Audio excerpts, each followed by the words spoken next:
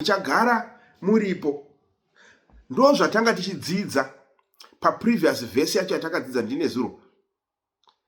Nekuti zvakanzi chigaro chenyu imi Mwari chiriko nekusingaperi. Chigaro chenyu cheushe imi Mwari, not just chigaro, but cheushe imi Mwari chiriko nekusingaperi. Saka kana chigaro chaMwari chiriko nekusingaperi, zvinoreva kuti nemuridzi wechigaro ichocho arikowo nekusingaperi, because kutoti pawanikwe chimiro chakadaro zvinoreva kuti pane aripo anogara nekusingaperi. Right. Izvozvo zvose zvichasakara senguo, muchazvishandura sechisimiro zvikashanduka. Izvozvo hazvishandurwe nemunhu, but Mwari ndiye ari kunzi ndimi muchaita izvozvo. Right. Verse 27 ndobva yati, asi imi Mwari hamushanduke.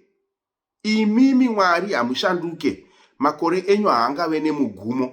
Kureva kuti Mwari anorarama nekusingaperi. Ndo umwari hwake kuti anorarama nekusingaperi. Makore ake haangave nemugumo kufanana nesu vanhu. Tinoti kana ukatoenda kuma symmetry kuya unoona zvimabhodhi zvakanzi DOB, chimwe chakanzi date of birth, chimwe chakanzi date of death. DOB, DOD. Izvozvo hazviwanikwe kuna Mwari. Mwari mazuva ake ekurarama haana magumo, anorarama nekusingaperi. Ndo zvinomusiyanisa nevanhu, nekuti vanhu vanoparara, denga nenyika zvinoparara, but iye anorarama nekusingaperi. Ari kunzi mazuva enyu haana mugumo. Zvobva zvanzi varanda venyu vachagara varipo navana vavo vachasimbiswa pamberi penyu. Varanda venyuwo vachagara varipo. Kureva kuti kudii? Takataura tikadzidza kanezuro paya tikati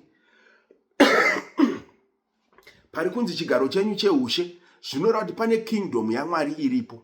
Kingdom yaMwari iripo inorarama nekusingaperi. Saka kana kingdom yaMwari ichirarama nekusingaperi, zviri kureva kuti takazvitaura tikati kingdom, existence yekingdom iripo nekuda kwekuti mukingdom imomo mune macitizens emo, mune mapermanent citizens, vane mapermanent residents, vagari vemuguta vemuhushe hwaMwari.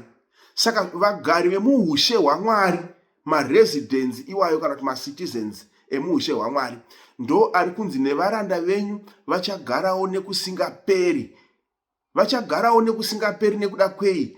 Nekuti vana vakaberekwa naMwari. Ndo saka panapa pekupedzera atotaura zvesimba akati iye vana vavaranda venyu vachagara varipo navana vavo vachasimbiswa pamberi penyu. Vachasimbiswa nei? Nesimba raMwari. Simba raMwari isimba remweya. Saka simba remweya iroro ndo rinoti Mwari kana arifemera akarisa muvanhu, kana vamutenda, ndo rinobereka vana vake. Mwari kana achirarama nekusingaperi, vana vake vaanobereka navo havafi, vanogara nekusingaperi. Saka vanogara pamwe chete naMwari wavo mukingdom.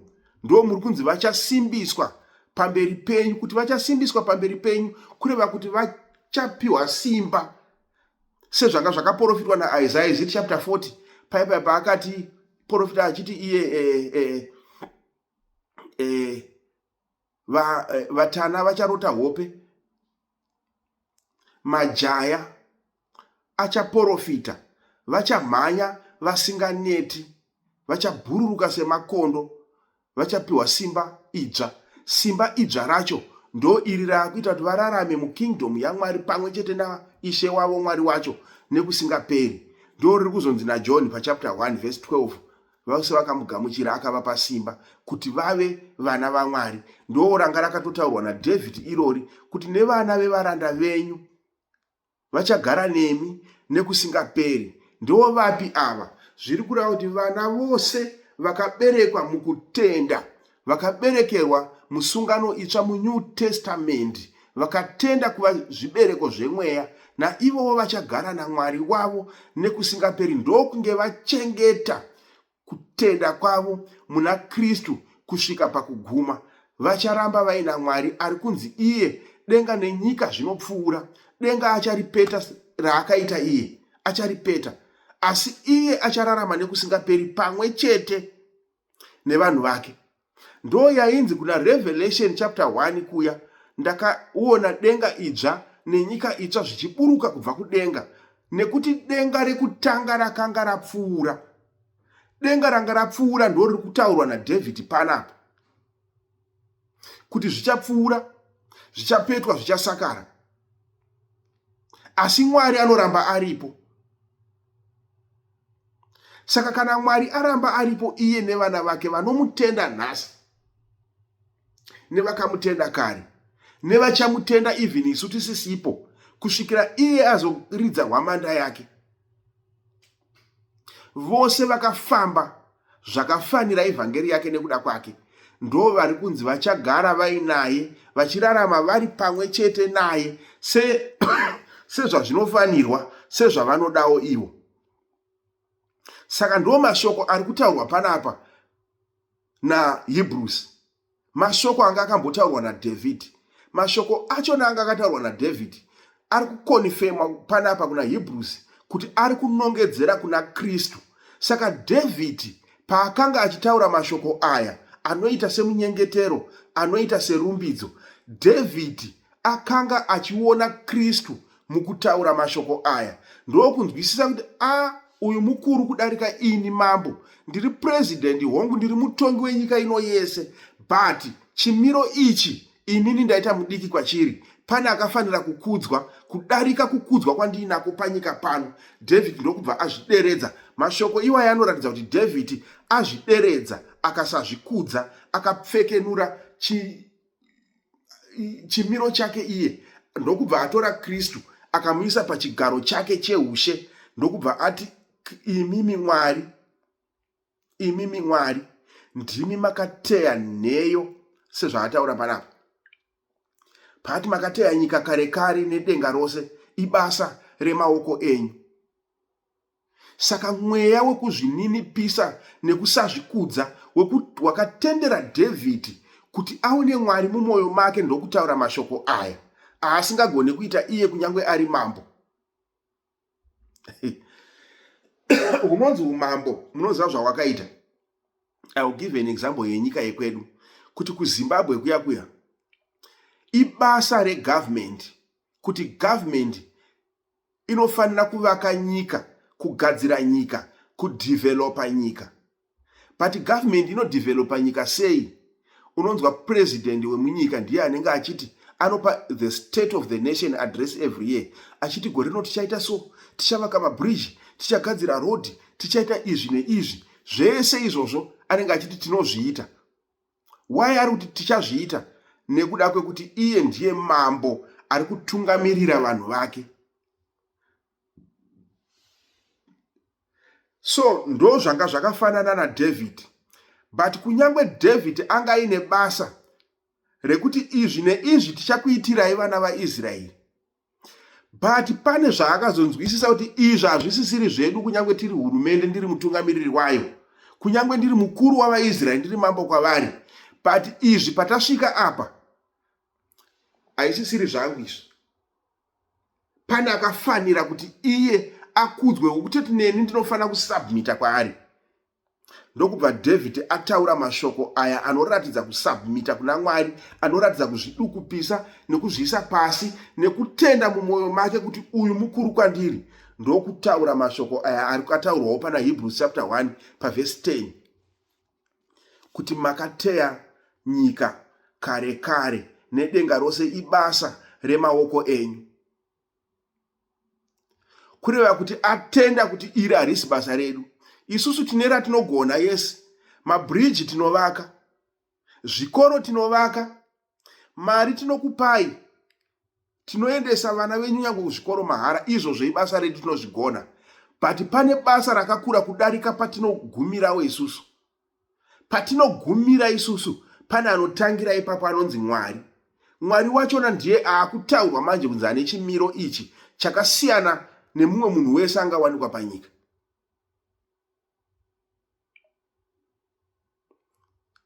Ndiye Mwari ari kushumirwa naapostoli Paul iyeyi.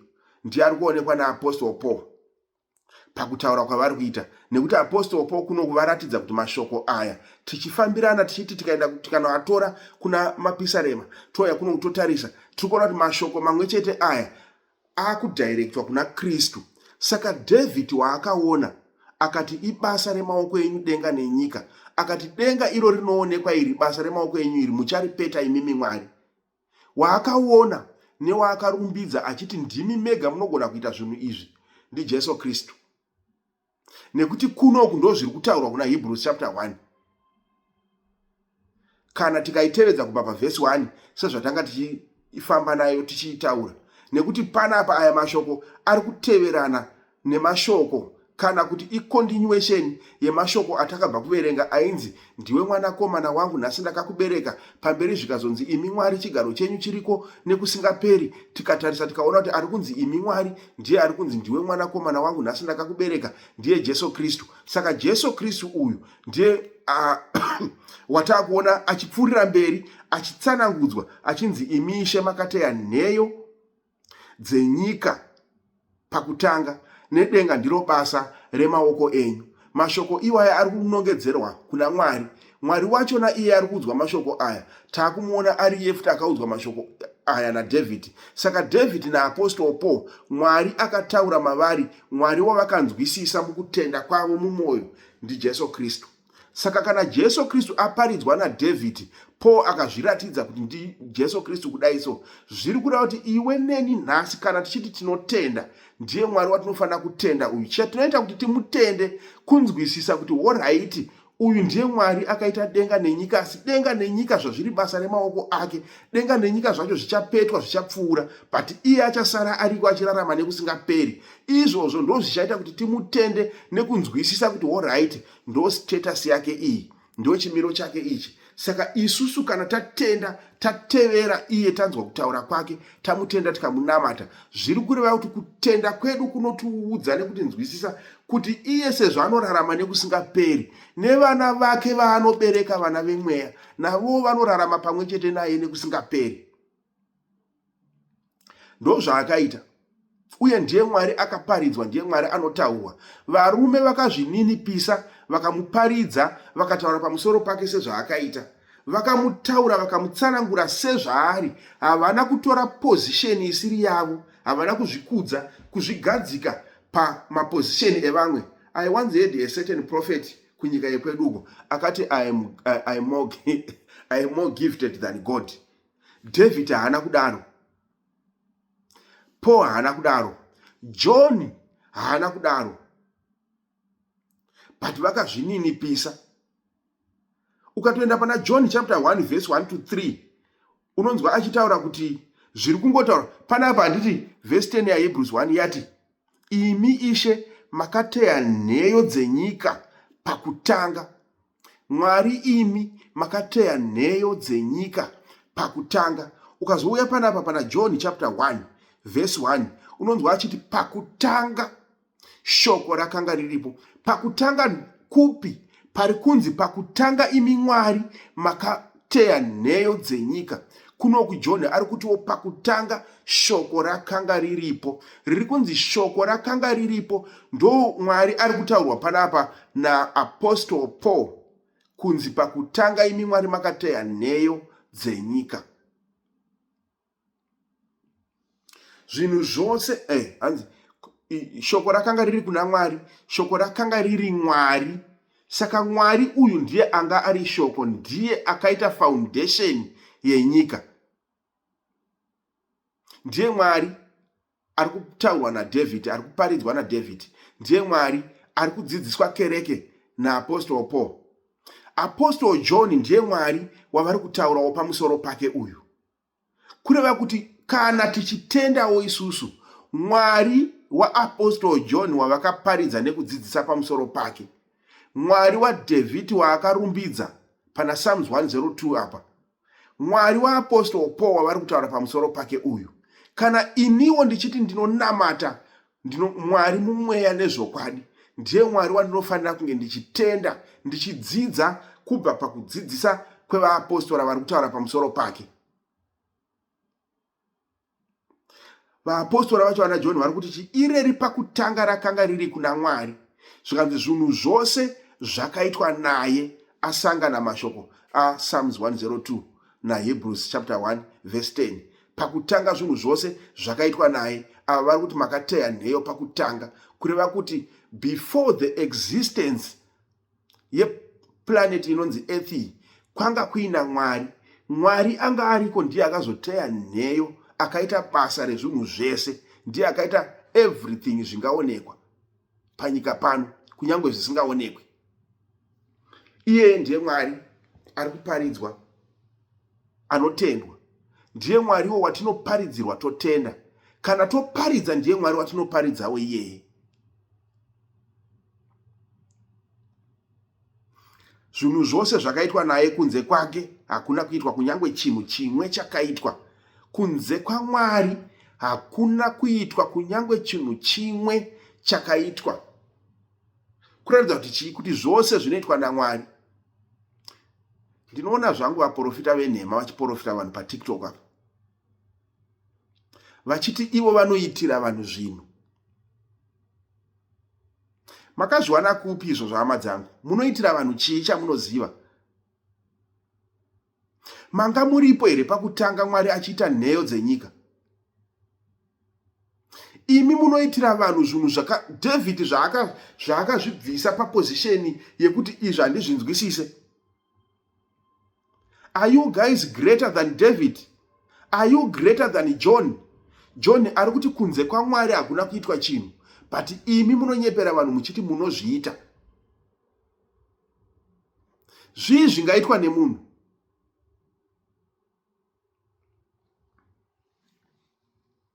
Hazvina kufanira here kuti maparidzirwo nematendero akaita vaapostora ava kuve ndiko kuparidza kwatinoita nekudzidza kwatinoita?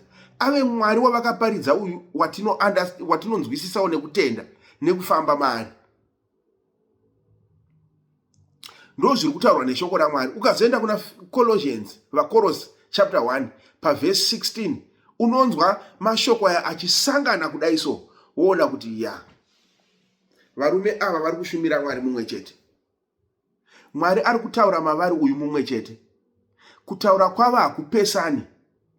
Ndosaka uchiona kuti Apostle Paul, Apostle Peter, Apostle John, they were all in one church. But vese vari vaapostora vanotaura zvakavanzika zvaMwari, vakazarurirwa zvakavanzika zvaMwari, kunyange vakazarurirwa naMwari zvakavanzika zvake. Havana kubuda pakutenda sezvavakarayirwa naMwari kuti ndo mafambiro anofanira kuita kereke. Nekuti Mwari akasiya avaudza kuti Mwari ndiye mumwe chete, ndiye akavaisa pabasa rekuti vaparidze nekuvaka muviri waKristu. Ndokubva vazviita. Paul ari an apostle, John ari an apostle, Peter ari an apostle, Andrew ari an apostle. Vese but vari pamwe chete vari vaapostora kudai. But nhasi ukada kuona kuti mweya uri muvanhu vari kuzviklema kuti they are preaching the gospel of God, unozoona kuti the way they are doing it is totally different from how it was done by the apostles. None of the apostles started his own ministry. They were all in one church. They were all preaching the word of God, the gospel of Christ. Vairatidza Kristu bedzi kuti vanenge vanzwa vakamuona pakutsanangura kwavo kudai vobva vamutenda. Kana vamutenda vobhabhatidzwa vopinda muchechi. One church, one God, one baptism, one message.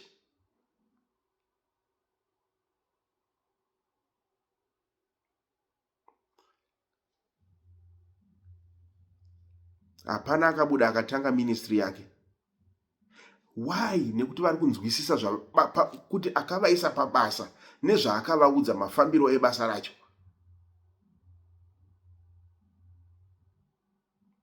Uye havasi kumuparidza kuti vapfume nekuti vari kunzwisisa kuti isu tiri kuparidza pfuma yatakagamuchira.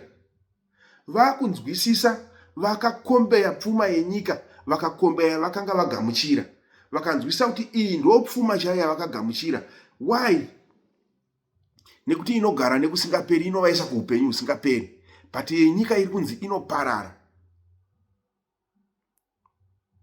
Upenyu hwaiva maari, upenyu hwaiva chiedza, upenyu hwaiva munani? Muna Kristu. Rini? Kubva pakutanga. Ndo shoko raMwari zvariri kutaura. Saka vhesi 11 iri kubva yati, right, nedenga ndiro basa ramaoko. Vhesi 11 yobva yati, iro richapera asi imi mucharamba muripo. Denga richapera asi Mwari acharamba aripo. Unonzwa Jesu Kristu akutaura pana Matthew chapter 24 verse 35. Mashoko iwayaya. So Jesu muridzi, iye Jesu akazviita zvinhu zvacho izvi, akataura akakonfema. Kurati akakonfema mashoko aDavid pana 102 verse 26. Akakonfema mashoko nekutaura kwake kwaakaita pa chapter 24 yaMatthew verse 35, achiti denga nenyika zvichapfuura. Izvozvo zvatiri kuona, kana tichizviona nhasi, ngatitende Mwari, tirumbidze Mwari, tione ukuru hwaMwari, tione basa remaoko aMwari, kuti Mwari mukuru. Hama dzangu, akaita denga rakadai, akaita nyika yakadai, akaita zvinhu zvese. Mwari mukuru. But tichimurumbidza kudaro, tichiziva kuti Mwari mukuru, tichiona basa remaoko ake kudaro, ngatizvinzwisisei kuti irori basa remaoko ake mukumurumbidza kwatiri kuita. Denga nenyika zvichapfuura, zvichapera. But kana zvapfuura, shoko rinogara nekusingaperi. Shoko rinogara nekusingaperi nderipi? NdiKristu, nekuti ndiye shoko. Ndiye anzi pavhesi 1, pakutanga shoko rakanga ririko, rakanga riri kuna Mwari, rakanga riri Mwari ireri shoko pakutanga. Kunze kwake hakuna kuitwa chinhu. Ndiye ari kunzi iyeye anogara nekusingaperi. Zvinhu zvese kunyange zvichipfuura, shoko rinogara nekusingaperi. Kureva kuti ndiKristu anogara nekusingaperi. Zvino Kristu ndibaba. Hapana panonzi baba kana pasina vana, uye hapagone kuva nevana kana pasina baba. Saka baba vanobereka vana vavo kuti vavachengete, vararame pamwe chete navo. Vana vachiona kuexista kwababa muupenyu hwavo, vana vachiona presence yababa muupenyu hwavo, baba vachiprovida. Saka Kristu kana achibereka, anobereka vana vakewo kuti iye sezvaanogara nekusingaperi, nevana vake vaanobereka, naivowo vararame pamwe chete naye nekusingaperi. Saka kurarama nekusingaperi uku zviri pachena kuti hakuzi munyama, nekuti munyama ndimo munyika muri kunzi denga nenyika zvinopfuura, but shoko rinogara nekusingaperi. Saka shoko rinogara nekusingaperi ndiye Kristu. Vana vaKristu vaanobereka naivowo ndo vanorarama nekusingaperi. Haarevi nhema, nekuti akazvitaura akati, Mwari akada nyika nekudaro kuti akaipa kumwanakomana wake Jesu Kristu, kuti ani nani anotenda kwaari aregere kufa asi ave noupenyu husingaperi. Ani nani anotenda kwaari. Saka vanotenda kwaari ndo vana vaMwari. Ani nani anotenda kwaari ndiye mwana wake, ndiye waakabereka, ndiye anoita kuda kwababa, ndiye anoita kuda kwaMwari.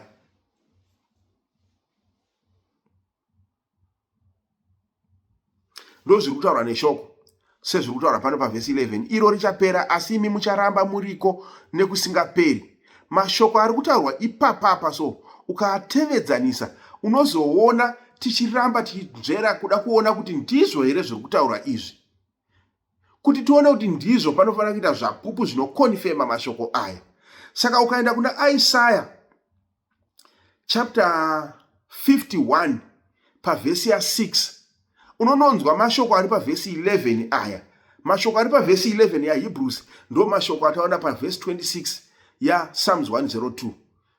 Saka Psalms 102 verse 26, Hebrews 1 verse 11 and Isaiah chapter 51 verse 6 zviri kutaura chinhu chimwe chete, kuratidza kuti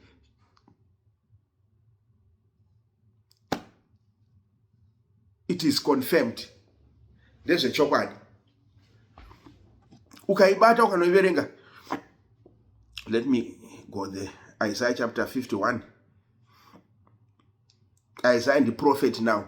David ndi mambo akazvibvisa pachigaro chake nekuona Mwari mukutenda kwanga kuri mumwoyo make, ndokubva ati kunyangwe ndiri mambo, umambo hwangu hune paunogumira, pati panogumira hwangu inini beyond zvandinonzwisisa, pana Mwari anofanira kurumbidzwa, ane basa raakaita. Nyika kana takaita sandinoona basa raMwari, iye ndiye anofanira kurumbidzwa nekukudzwa. David ari mambo, Isaiah muprofita.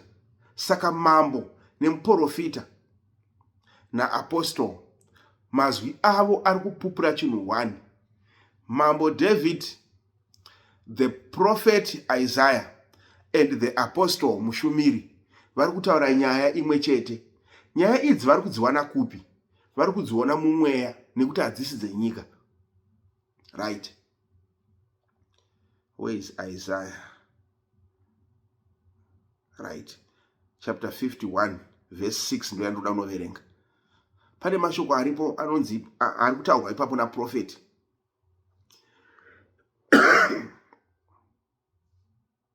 Right. Verse 4 yanga yati, teererai kwandiri imi vanhu vangu, rerekai nzeve dzenyu kwandiri imi rudzi rwangu, nokuti ndichatema murayiro, zvakarurama zvangu ndichazviita chiedza chavanhu. Inzwai chiprofita. Ndikare kare kusungano yekare yakaitwa naMwari naMozisi nevana vaIsraeri. Musungano yakare iyoyo Mwari ndo maari kumutsa muprofita, ari kuprofita pamusoro pezvichaitwa naMwari kuburikidza naKristu. Right. Zvikanzi kururama kwangu kuri pedo, ruponeso rwangu rwabuda, uye maoko angu achatonga vanhu, zvivi zvichandimirira, zvichavimba noruoko rwangu. Verse 6. Now listen carefully. Verse 6 and compare verse 6 ne verse 11 ya Hebrews.